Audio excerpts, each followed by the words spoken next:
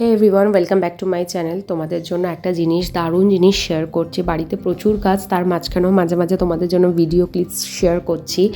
তো এটা হচ্ছে মায়ের গয়না বের করা হয়েছে। বছরে একবার করে এই মায়ের গয়নাগুলো বাইরে বের করা হয় এবং পালিশ করা হয়।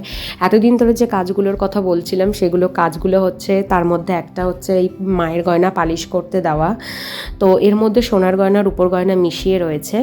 তো এখন যেগুলো বের করছে এগুলো হচ্ছে হাতের চূড়, হাতের চারটে চূড়, মাথার মুকুট আর পায়ের তোড়াটা হচ্ছে মানে এবছর নতুন মাকে দেওয়া হচ্ছে। তো আমার হাজব্যান্ড, আমি বিয়ের পর থেকে দেখছি প্রত্যেক বছর মাকে একটা করে গয়না গড়িয়ে দেয়। তো তারপর থেকে হচ্ছে কি এবছর মানে যে গয়নাটা তার মধ্যে রয়েছে সেটা হচ্ছে পায়ের নুপুর।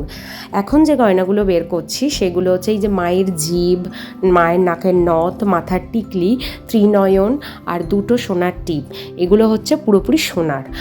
আর মাথার মুকুট, চারটে চূড় আর পায়ের নুপুরটা হচ্ছে রূপোর সোনার গিলটি করা। তো এই হচ্ছে আমার মায়ের গয়না। তো আমাদের এই মায়ের গয়না কেমন লাগলো তোমাদের প্লিজ কমেন্ট করে জানিও।